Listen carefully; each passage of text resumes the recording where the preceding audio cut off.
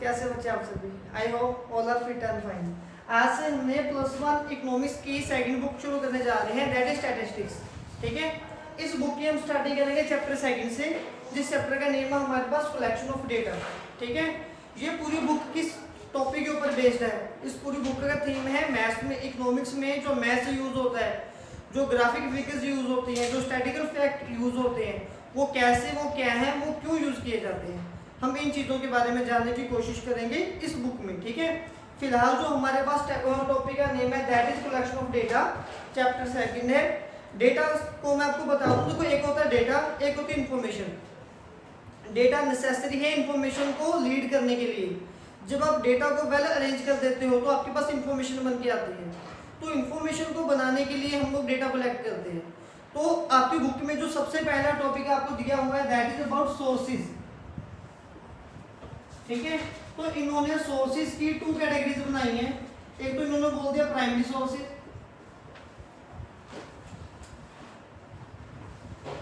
एक इन्होंने बोल दिया सेकेंडरी सोर्सेज।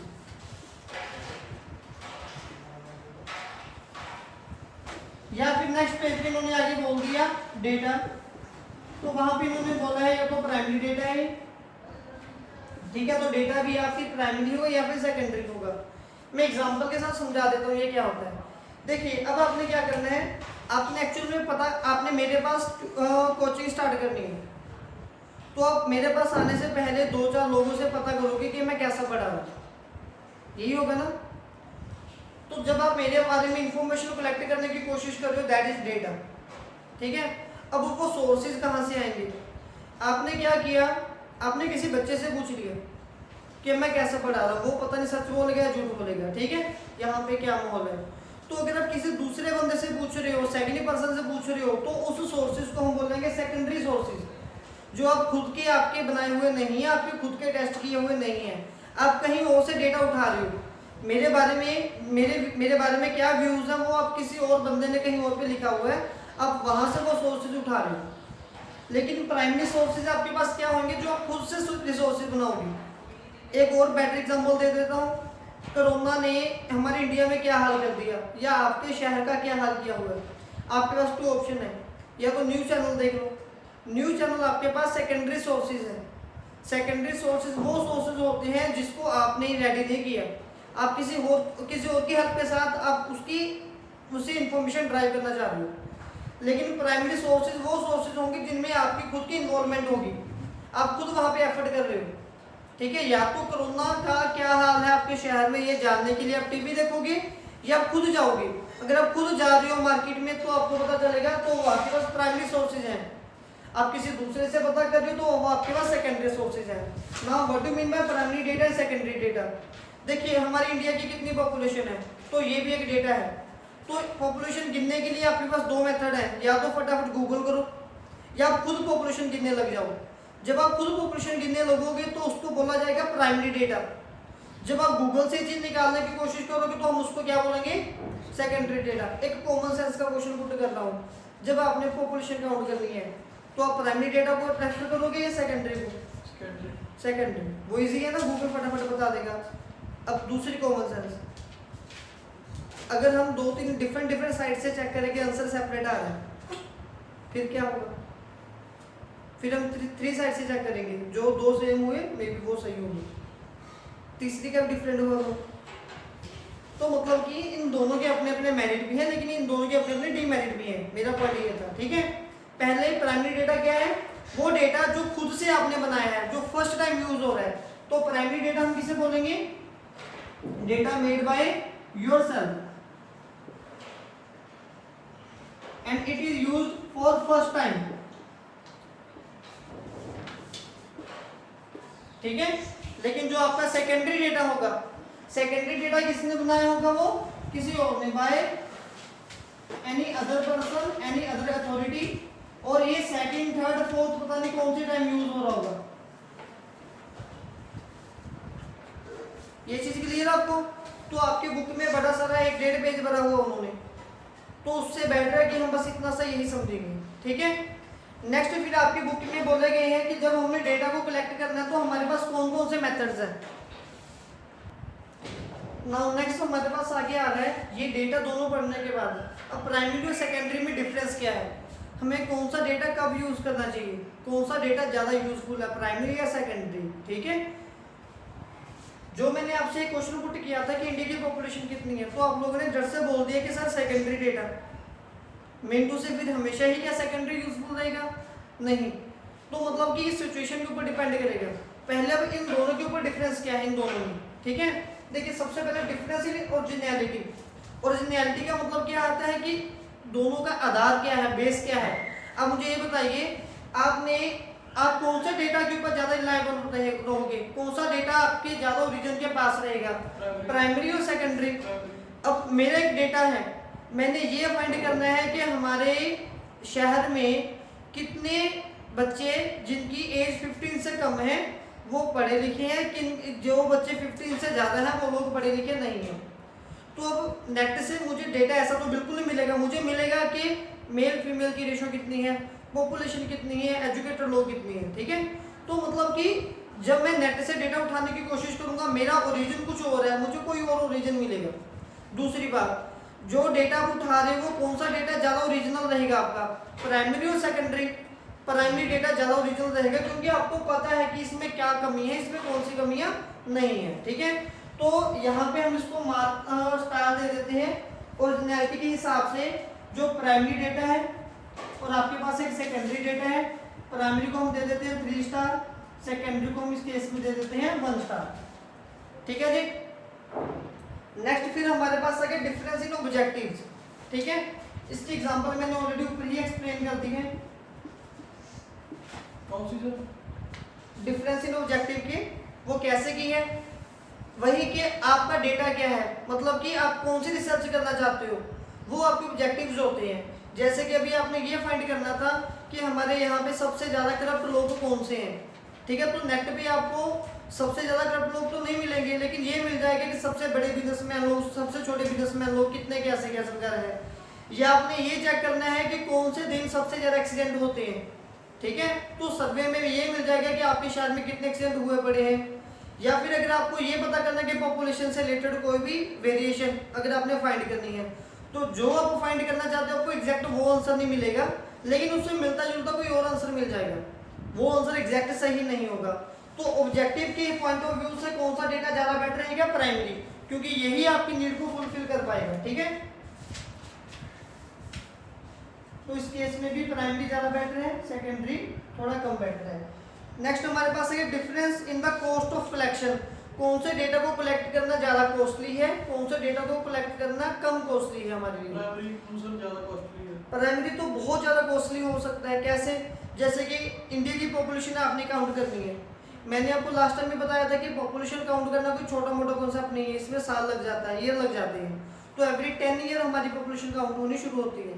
सबसे पहले हमारी पॉपुलेशन काउंट हुई थी 1881 में, अंग्रेजों ने करवाई थी।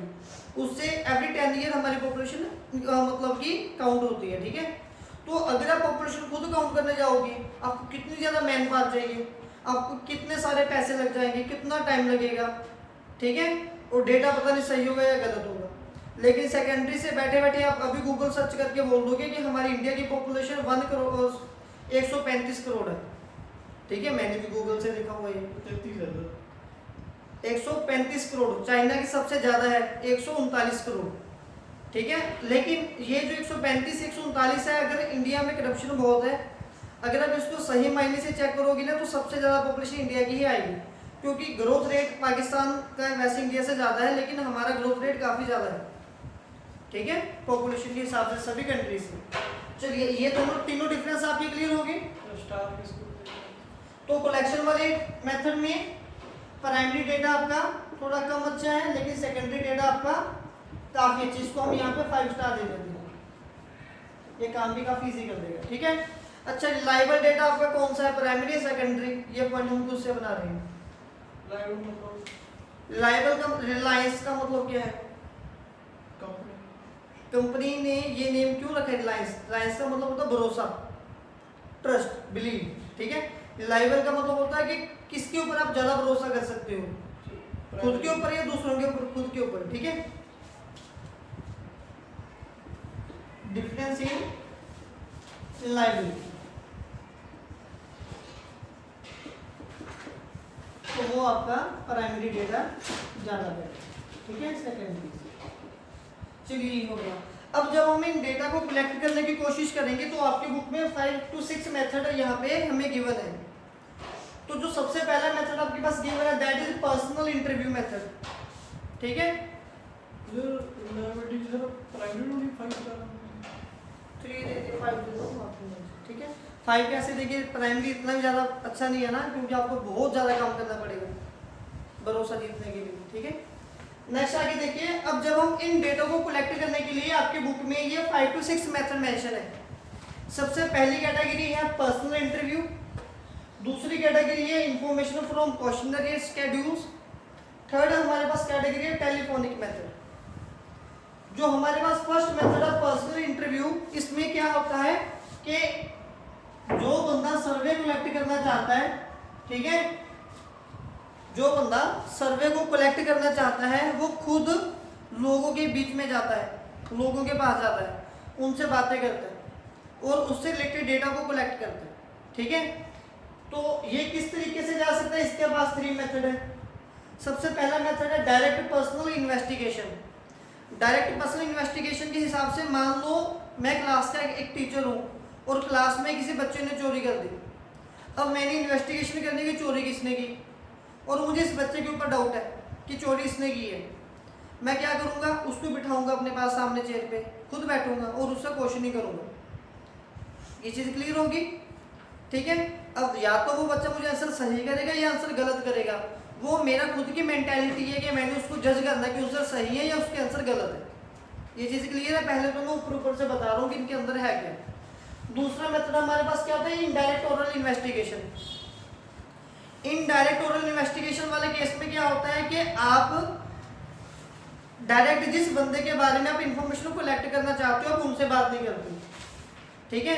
आप थर्ड पार्टी से पूछोगे। फॉर एग्जांपल आपके शहर में कोई चोरी हो गई है, किसी ने कोई मर्डर कर दिया, तो जिसने मर्डर किया है आप उससे तो डायरेक्ट पूछ नहीं सकते कि मर्डर तुमने किया, वो बोलेगा भी नहीं कि हाँ जी मैंने किया, तो उसके बारे में लोग बताएंगे। तो इसको हम बोलते हैं इनडायरेक्ट ओरल इन्वेस्टिगेशन। इनडायरेक्ट का मतलब कि हम उससे डायरेक्ट कांटेक्ट नहीं हुआ, ओरल का मतलब हमने लोगों से ओरली पूछा है, ठीक है। तो ये क्राइम वगैरह या पुलिस वगैरह केस में ये यूज होते हैं। जो थर्ड केस आपके पास आती है information from local resources. Local resources का मतलब क्या होता है कि कई बार हमने डेटा को कलेक्ट करने के लिए हमारे लोकल रिसोर्सेज को अपॉइंट किया होता है, जैसे कि मैगजीन वगैरह वाले हो गए, ठीक है। तो वो आपको इन्फॉर्मेशन लाके देते हैं, जैसे कि आजकल कोरोना की इन्फॉर्मेशन हमें मिल रही है, ठीक है। नेक्स्ट पॉइंट आपके पास है इन्फॉर्मेशन फ्रॉम क्वेश्चनरी शेड्यूल। इसमें क्या होता है, इसमें आप काफी वाइड एरिया कवर कर सकते हो। जैसे अब मान लो मैंने पूछना कि नरेंद्र मोदी कैसा नेता है, तो ये पूछने के लिए मैं एक दिन में कितने लोगों से कांटेक्ट कर लूँगा, क्यों है कैसा है, बहुत ज़्यादा टाइम लगेगा ना। तो मतलब कि जब ये क्वेश्चनरी होती है, ये शेड्यूल्स होती है, इसमें क्या होता है कि मेरे जैसा जो भी बंदा सर्वे करना चाहता है वो अपने पास एक क्वेश्चनरी रेडी कर लेता है। क्वेश्चनरी मीन टू से क्वेश्चन पेपर, जो आपको क्वेश्चन पेपर मिलते हैं। एक पेज पे क्वेश्चन लिखे होते हैं, नंबर ऑफ क्वेश्चन, वो ये क्वेश्चन लिख के आप सब बच्चों को वो डिस्ट्रीब्यूट कर देगा और बोलेगा हाँ जी इसको फिल करके दे दो मुझे, ठीक है। तो ऐसे टाइम पे बहुत कम टाइम पे हम एक घंटे में हम लाखों लोगों से भी आंसर ले सकते हैं। क्लियर है ये चीज। दूसरा मेथड आपके पास आता है मेलिंग सर्वे। हम लोगों को क्या करते हैं, मैं जैसे अपने घर बैठा हूँ, मैं डिफरेंट लोगों को मेल कर दूंगा अपना क्वेश्चन पेपर और वो मुझे इसका आंसर करेंगे, ठीक है। या फिर मैं उनको लेटर के थ्रू भेज दूंगा, वो मुझे आंसर करके वो लेटर वापस कर देंगे। जो हमारे पास थर्ड मेथड इनैमोनेटर मेथड, ये इंपॉर्टेंट है। इनैमोनेटर मेथड में क्या होता है, देखिए इसमें क्या अप्रोच थी कि हम खुद कॉन्टैक्ट करने की कोशिश करते हैं। जो सर्वे वाला बंदा वो खुद दर दर घूम रहा होता है, इनमें वो नहीं घूम रहा, लेकिन इनैमोनेटर मेथड में वो घूमने लग जाता है। अब जैसे इनैमोनेटर मेथड में क्या होगा, मैंने डेटा चेक करना है कि आप लोग जो हमारा यूथ है वो इंटरनेट पे कितना टाइम वेस्ट कर रहा है, टाइम वेस्ट कर रहा है या टाइम सेव कर रहा है इंटरनेट के ऊपर। सबसे बड़ा जो क्या है, इंटरनेट को बनाया गया था टाइम को सेव करने के लिए, और ये सबसे बड़ा जोक है। सबसे ज़्यादा टाइम हमारा कहाँ पे वेस्ट हो रहा है, इंटरनेट के ऊपर, ठीक है। अब मैंने मुमताज़ से पूछा क्या आप इंटरनेट यूज़ करना आपको आता है, इसने बोला सर बिल्कुल भी नहीं आता। अब ये थोड़ा कि मैं वो आंसर टिक कर दूंगा। फिर मैंने इसको बोला यार मेरी ना किसी ने आईडी हैक कर दी, आप ठीक कर सकते हो। इसने बोला सर 2 मिनट का काम है जी, मैं अभी ठीक करके दे देता हूँ। फिर मैं बोलूँगा ठीक है। फिर मैं बोलूँगा यार मेरी ना एक फेसबुक पे जो फोटो है वो वायरल नहीं हो रही, कैसे वायरल, ये वो भी बता देगा कि कौन कौन से पेजेस पे आपने वायरल करनी है। लेकिन ये इंटरनेट दिन चला था, तो यहाँ से क्रॉस वेरिफिकेशन होगी ना, तो जो इनोमिनेटर है वो क्वेश्चन पेपर इस हिसाब से लिखता है जो पर्टिकुलर ऑर्डर में जाते हैं, ठीक है, और वो एक क्वेश्चन की गहराई तक जाता है, फिर उसका आंसर वो खुद डिसाइड करता है कि आप क्या कहना चाहते हो, जो आपने बोला एग्जैक्ट उस पर वो आंसर नहीं करता। जो हमारे पास लास्ट मेथड था वो है टेलीफोनिक मेथड। टेलीफोनिक मेथड पे क्या